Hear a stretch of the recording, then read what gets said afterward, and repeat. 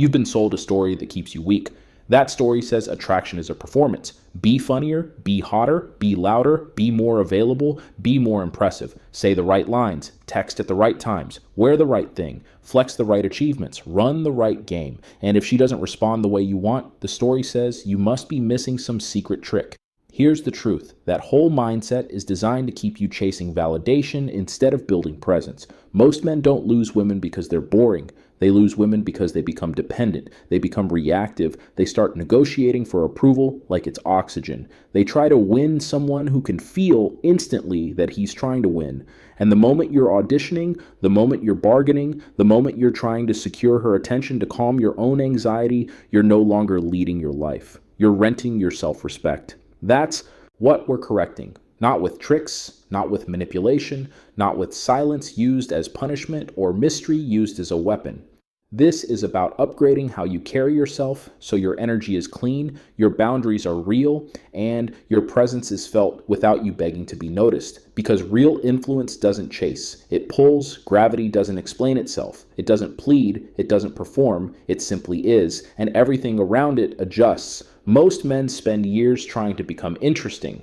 The men who actually become compelling do something different. They become grounded, and grounded men don't need constant reassurance. They don't need to be chosen every 5 minutes to feel okay. They're not constantly measuring a woman's mood to decide how they should behave. They don't get high off attention and crash in silence. They're steady, and that steadiness, done with integrity, hits a nerve in a world full of noise. Stop chasing.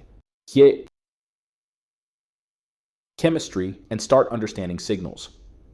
What you call chemistry is often pattern recognition. Before you've said anything impressive, long before you've told a story, long before you've tried to show your best side, she's already reading you. She's reading your pace, your breathing, the way you take up space, the way you handle silence, the way you look at people without needing to dominate them, the way you respond when you don't get immediate validation, your voice, your pauses, your stillness. These are signals. And those signals land first in the nervous system, not the rational mind.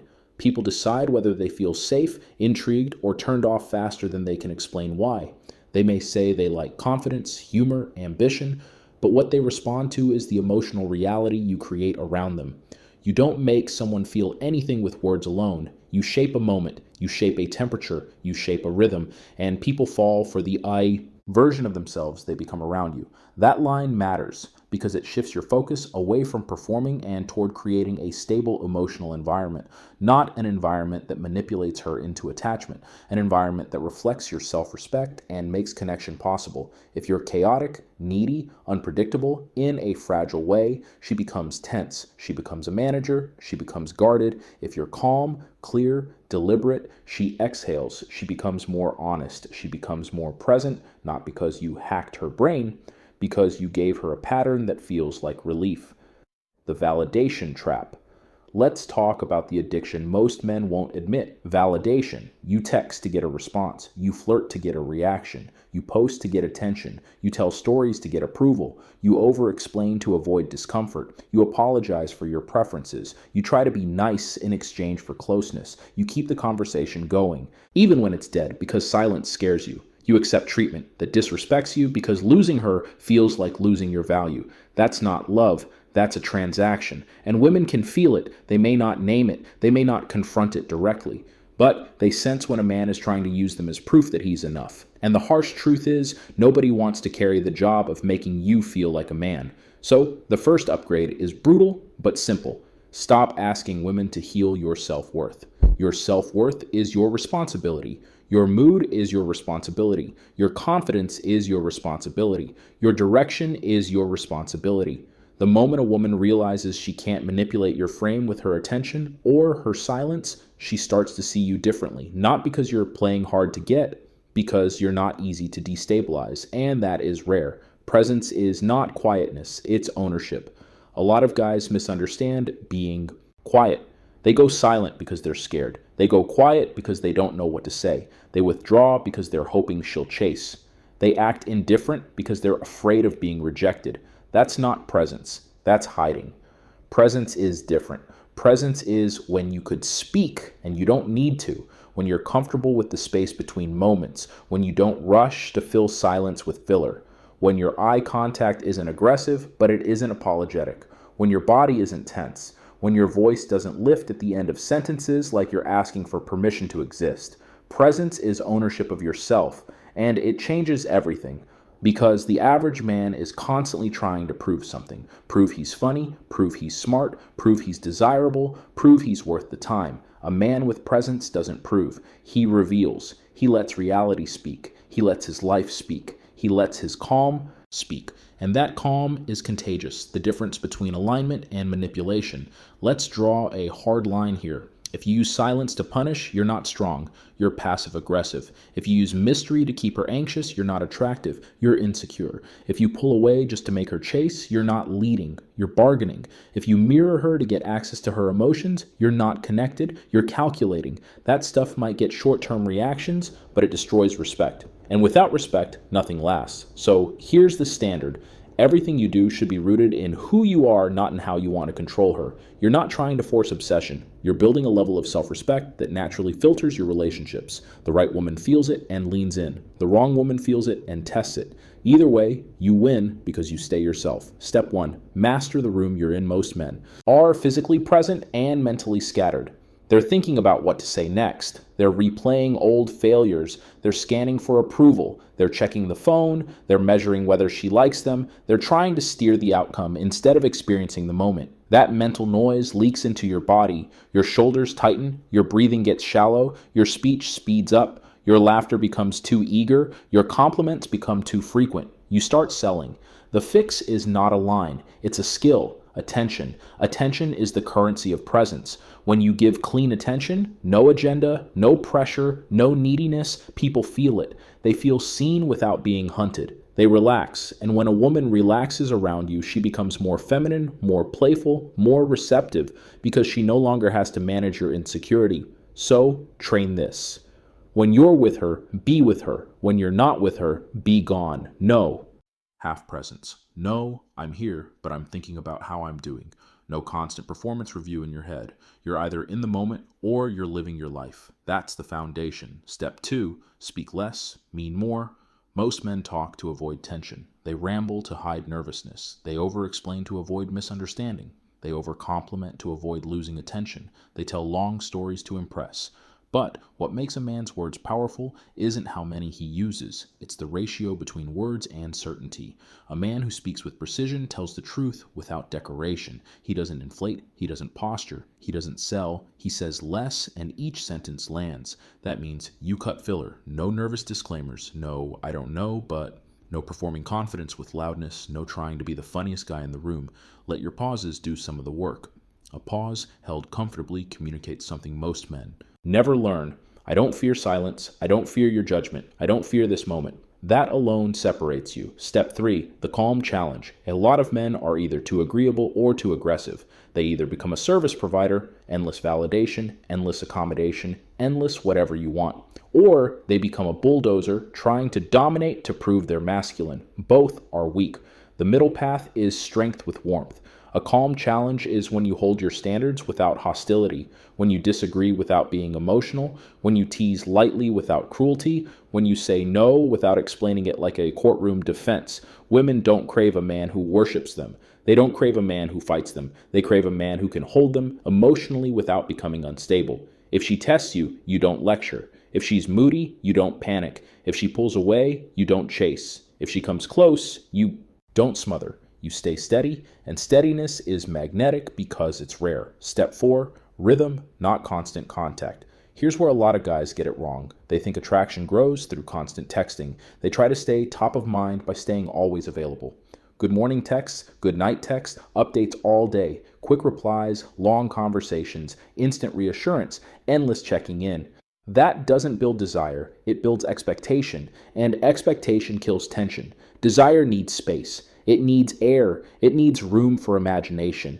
That doesn't mean you vanish to play games. It means you respect the natural rhythm of a life that has weight. You respond when you can. You don't force constant contact. You don't punish her with silence. You don't reward her with attention like a coin. You communicate like a man who has purpose. And here's the crucial detail. Your absence must be clean. If you disappear with resentment, she feels it. If You pull away with bitterness, she feels it. If you withdraw to teach her a lesson, she feels it. But if you step away because your life is full and your focus is real, she feels something else. She feels that you're not dependent. And dependency is what makes men optional. A man with a full life is not a threat. He's an invitation. Step 5. Boundaries that don't beg to be understood. A boundary is not a speech. A boundary is not a debate. A boundary is not an emotional outburst. A boundary is a standard you live by. Most men try to negotiate respect. They say, I don't like when you do that, and then they accept it again. They say, I deserve better, and then they stay. They try to explain how they feel, hoping she'll become reasonable. But boundaries don't exist in your feelings. They exist in your actions. If something doesn't work for you, you calmly step back. If someone disrespects you, you reduce access. If a dynamic becomes unhealthy, you exit. Not dramatically, not to prove a point, not to get a reaction, because you respect yourself. That kind of boundary doesn't need explanation because it's not a negotiation, it's a fact. And when your boundaries are real, women stop treating you like an option, not because you intimidated them, because you clarified the price of being in your world. Step 6, emotional leadership. This is where the real game changes. Most men let a woman's emotional weather control them. If she's warm, they're confident. If she's distant, they're anxious. If she's teasing, they're reactive. If she's upset, they're either defensive or desperate to fix it. That means she's leading. Emotional leadership doesn't mean you control her emotions. It means you don't surrender yours. You can be kind without being controlled. You can be steady without being cold. You can be present without being needy. If she's unpredictable, you don't match her chaos. If she's testing, you don't take the bait. If she's emotional, you don't collapse or attack. You hold your center, and when you hold your center, something shifts. You become the anchor. Anchors don't chase the tide. They remain. They shape the environment through steadiness. That's the masculine energy most men talk about, but few embody. Step 7, make her feel seen without making her feel studied. There's a difference between attention and analysis. Some guys learn psychology and start treating women like puzzles. They ask deep questions like an interviewer. They mirror like a technique. They try to trigger emotions to create attachment. That feels creepy, even when it's subtle. The cleaner approach is simple. Specificity. A generic compliment is forgettable. You're so pretty. You're so smart. You're amazing. Specific recognition hits deeper. The way you explained that just now, you're sharper than you pretend to. B. You have a calm intensity when you focus. Most people miss it. You're more disciplined than your friends, I can tell. That's not flattery, that's observation. People open up when they feel accurately perceived, not when they feel praised, and when she offers something vulnerable, an insecurity, a fear, a story she doesn't share easily, that's a moment that requires maturity. Most men rush to capitalize. They get excited. They push for more closeness. They start trying to lock it in. The better move is to witness it without grabbing it. You don't interrogate. You don't rush to fix. You don't make it about you. You don't use it later as leverage. You respect it. That's how trust is built. And trust is the foundation for real attachment, not obsession. The myth of dominance. A lot of modern male advice confuses dominance with value. It tells you to be colder, harsher, more controlling. It encourages you to see relationships as power games. Here's what that creates: short-term excitement, long-term resentment, endless instability, a woman who either fights you or shuts down a man who is constantly managing outcomes instead of living. If you need dominance to feel worthy, you don't have strength. You have fear. Real strength is sovereignty. Sovereignty is when you don't need to force anything. You choose. You lead your life. You don't abandon your values to be liked. You don't compromise your standards to be desired. You don't betray your peace to keep someone close. That's not control. That's character. And character is what makes a man unforgettable. Social proof without showing off.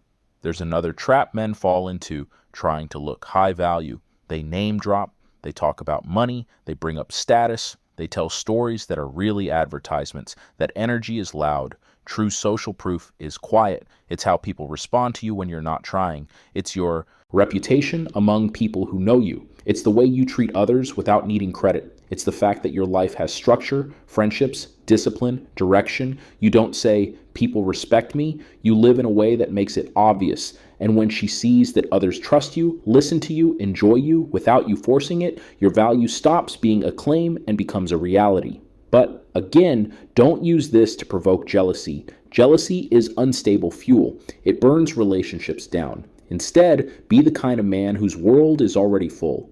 Not crowded with attention, but full of purpose. sensory memory, and the power of subtlety. People remember feelings more than words. They remember how you looked at them when they spoke. They remember whether you rushed them. They remember whether you made them feel safe or evaluated. They remember the calm after a laugh. They remember the tone of your voice when you said their name. You don't need grand gestures. You need emotional precision. A man who can create a moment and then let it end cleanly becomes addictive in the healthiest way.